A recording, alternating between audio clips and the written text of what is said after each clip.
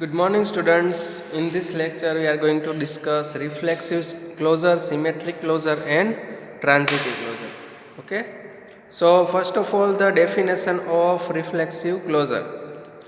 Suppose that R is a relation on a non-empty set A, and R is not reflexive.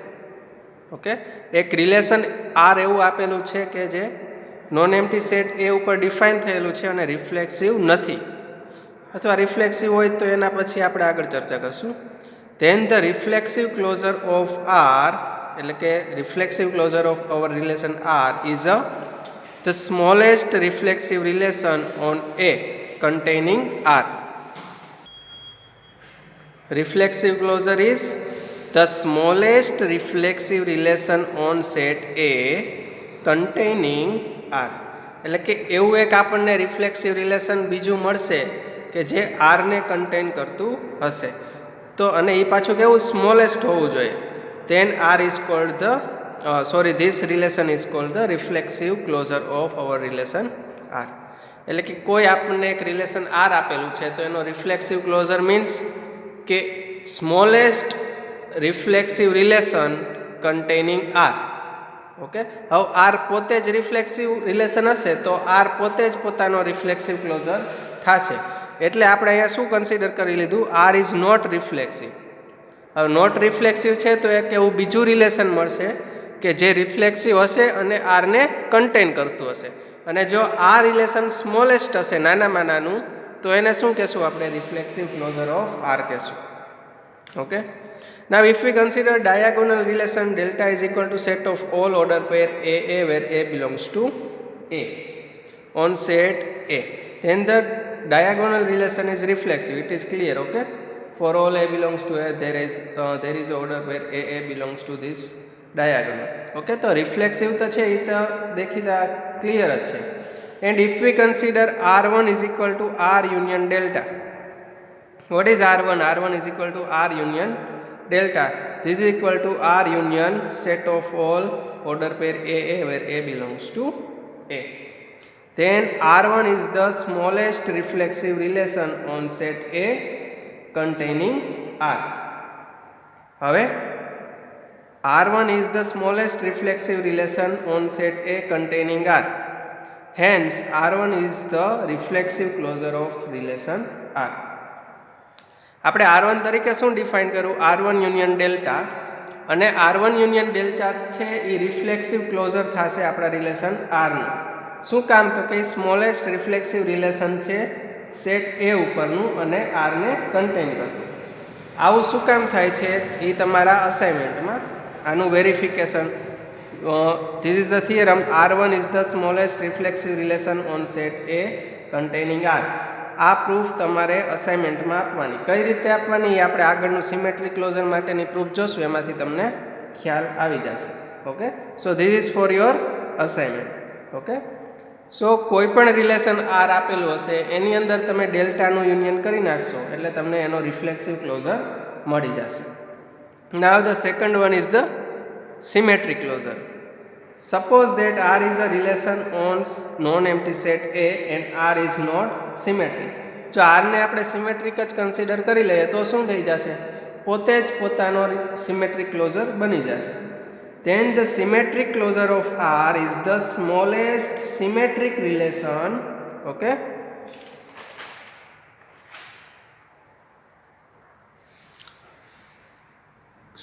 on A containing R.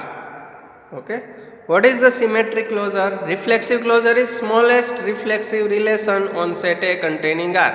Similarly, symmetric closure means smallest symmetric relation on set A containing R.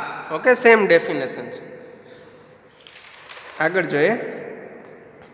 Let R be a relation defined on a non-empty set A and R is not symmetric. Okay, હવે not છે, symmetric closure હશે તો એના માટેની condition કેવી હશે, R is a relation on non-empty set A, R is not symmetric. Let T be a relation defined on set A. T be a relation defined on set A. કેવું relation છે એ આપણને અત્યારે ખ્યાલ નથી. then T is symmetric closure if and only if it satisfies following condition. Okay, બે condition આપેલી. T છે એ રિલેશન આરનો સિમેટ્રિક ક્લોઝર ક્યારે થશે?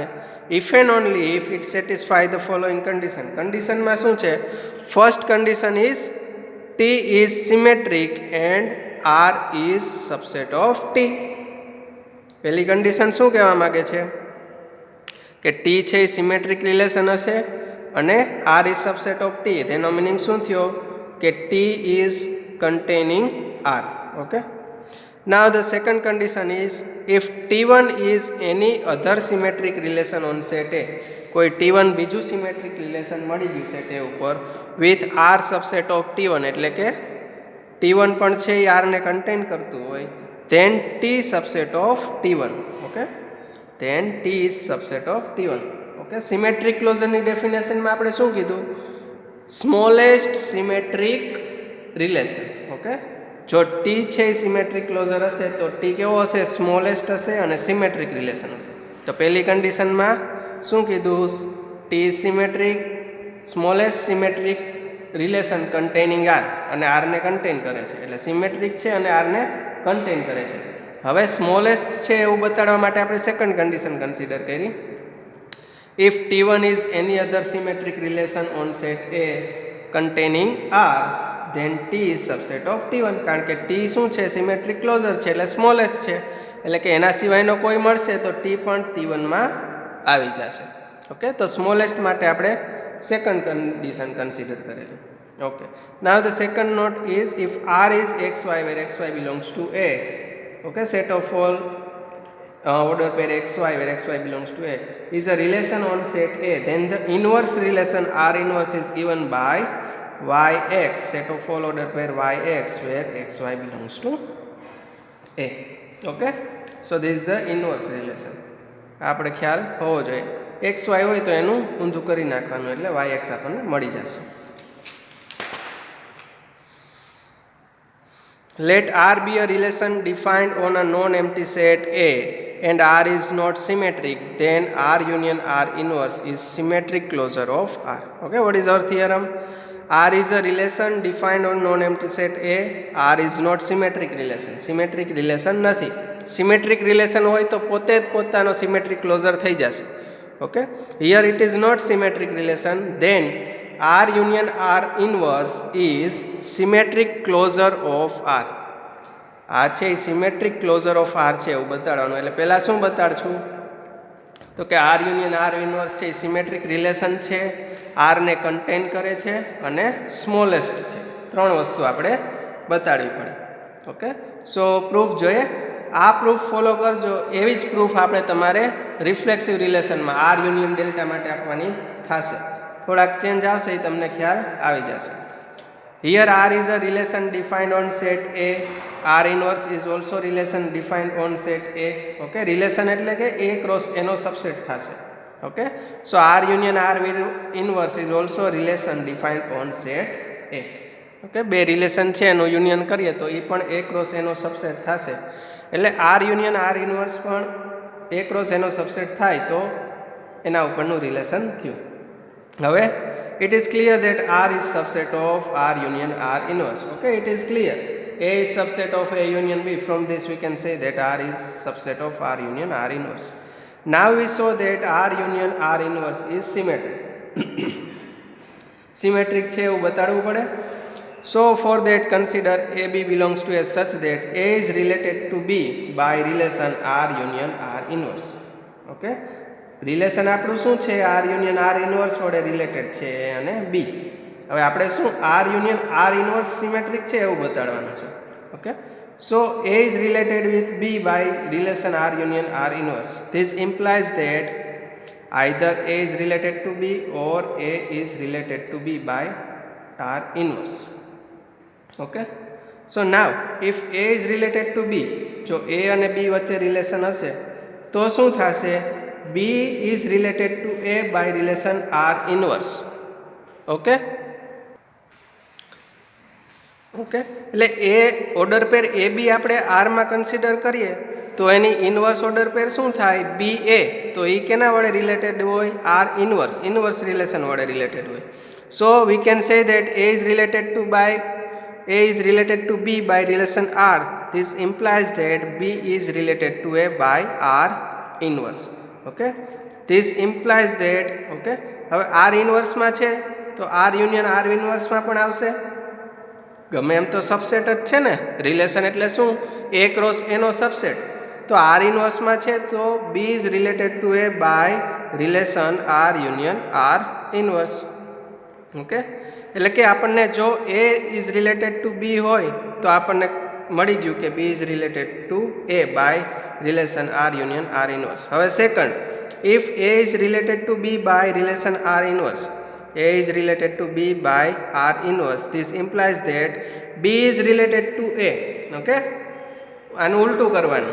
A is related to B તો આમાં ઉલટું થઈ જશે. B is related to A, inverse નીકળી જશે અને રિવર્સ થઈ જશે.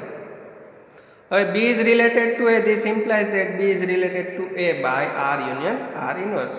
રિલેશન R માં છે તો એના યુનિયનમાં પણ આવશે. So in both the cases we get R union R inverse is symmetric. A is related to B by R union R inverse, then B is related to A by R union R inverse. So from this discussion we can say that R union R inverse is symmetric relation containing R. Okay, R ને content કરતું symmetric relation છે. હવે smallest છે એવું બતાડવું પડે. Okay, તો જોઈએ. Now we saw that R union R inverse is smallest symmetric relation containing R. Smallest relation છે એવું બતાડવું પડે. સ્મોલેસ્ટ છે એવું બતાડવા માટે ધારો કે T be another symmetric relation containing R. કોઈ બીજું રિલેશન આપણે T કન્ટેન કરી લઈએ, કન્સિડર કરી લઈએ, અને then after we show that R union R inverse is subset of T, એવું આપણે બતાડીશું. So let T be another symmetric relation containing R. Okay, હવે R ને કન્ટેન કરે છે, that means R is subset of T. Now our aim is to show that R union R inverse is smallest છે અને T આપણે બીજું consider કરી લીધું. હવે તો આપણે એવું પ્રૂવ કરી દઈએ કે R union R inverse subset of T, તો આપણું કામ પૂરું.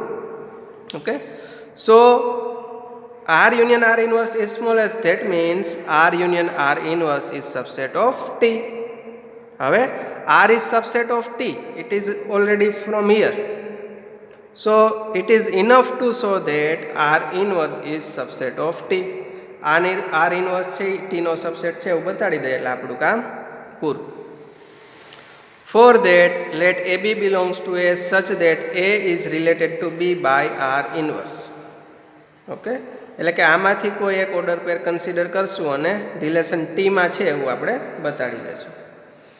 Okay, A is related to B by relation R inverse. એક કામ પતી ગયું. હવે A is related to B by R inverse, so B is related to A. Okay, it is clear.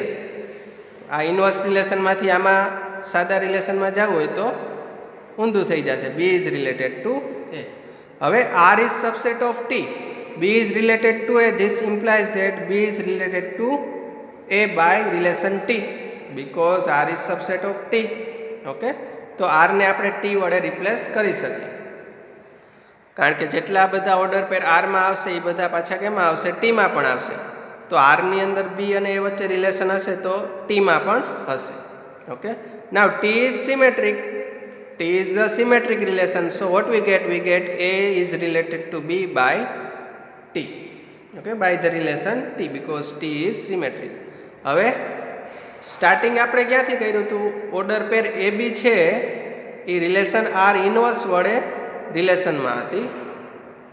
આપણને લાસ્ટમાં શું મળ્યું? A અને B વચ્ચે આપણે T વડે રિલેશન મળી ગયું. એટલે કે જેટલી પણ ઓર્ડર પેર R ઇન્વર્સમાં હશે એ બધી જ ઓર્ડર પેર કેમાં હશે? T માં હશે. તો એનો મિનિંગ શું થયો? R inverse is subset of T. Okay, R inverse is subset of T. This implies that R union R inverse. R is subset of T. R inverse is subset of T. That means R union R inverse is subset of T. Okay, so R union R inverse is the smallest symmetric relation on set A containing R. Smallest છે એવું પણ આપણે બતાડી દીધું. Hence R union R inverse is symmetric closure of relation R. Symmetric closure છે એવું આપણે બતાડી દીધું. હવે તમને મેં અસાઇનમેન્ટ આપેલું એમાં શું કરવું પડશે તમારે ડેલ્ટાવાળું, તો કે R1 છે આર યુનિયન ડેલ્ટા એને પહેલાં તો રિફ્લેક્સિવ છે એવું બતાડવું પડશે. ધેન આફ્ટર સ્મોલેસ્ટ છે એવું પણ બતાડવું પડશે. અને આરને કન્ટેન કરે છે એ તો ડાયરેક્ટ આ યુનિયન ઉપરથી ખ્યાલ આવી જાય. ઓકે, તો એ વસ્તુ તમારે વેરીફાઈ કરી લેવાની. Now the transitive closure. Symmetric, reflexive and transitive બધાની ડેફિનેશન સેમ છે, બરાબર. Let R be a relation defined on a non empty set A, then the transitive closure of R is the smallest transitive relation on set A containing R. શું છે? R be the relation defined on non-empty set A and transitive closure of R is the smallest transitive relation defined on set A containing R. Same definition છે. જો R પોતે જ transitive હશે તો પોતે જ પોતાનો ટ્રાન્ઝિટિવ ક્લોઝર થશે, અને જો ટ્રાન્ઝિટિવ નહીં હોય તો આપણને બીજો કોઈ ટ્રાન્ઝિટિવ ક્લોઝર મળશે. એના માટેની નોટ પણ same. Suppose R be a relation define on non empty set A, T is a relation on set A. Okay, આપણે સિમેટ્રિક ક્લોઝર માટે જે નોટ જોઈ હતી સેમ એવી જ note. Consider T is a relation on set A, then T is transitive closure of relation R if and only if T satisfy the following condition. કન્ડિશનમાં બે condition. પહેલી તો T is a transitive relation defined on A with R subset of T. Okay, transitive closure થવા માટે condition શું છે? તો કે smallest transitive relation containing R. તો પહેલી કન્ડિશન શું કહે છે? તો કે T is transitive relation defined on set A with R subset of T, એટલે કે આરને કન્ટેન કરે છે. And second condition is if T1 is any other transitive relation on A such that R is subset of T1, then T is subset of T1. Okay, second condition શું બતાડે છે? તો કે જે આપણને આ ટ્રાન્ઝિટિવ રિલેશન T મળ્યું છે એ smallest છે, એટલે કે નાનામાં નાનું છે. જો T સિવાયનું બીજું કોઈ ટ્રાન્ઝિટિવ રિલેશન મળે કે જેથી R is subset of T1 થાય તો શું થશે? T પણ સબસેટ ઓફ T1 થશે. એટલે કે T is smallest transitive relation containing relation R. Okay, so from this we can say that T is transitive closure of relation R. Okay, so we will discuss more in detail about the transitive relation in the next lecture. So આ લેક્ચરમાં આપણે રિફ્લેક્સિવ, symmetric અને transitive closure જોયું, અને transitive ક્લોઝરનું આપણે detail studies કરવાની જ છે હજી બાકી, એ આપણે નેક્સ્ટ લેક્ચરમાં જોઈશું. અને અસાઇનમેન્ટ છે એ એકવાર જોઈ લેજો, બરાબર. Thank you.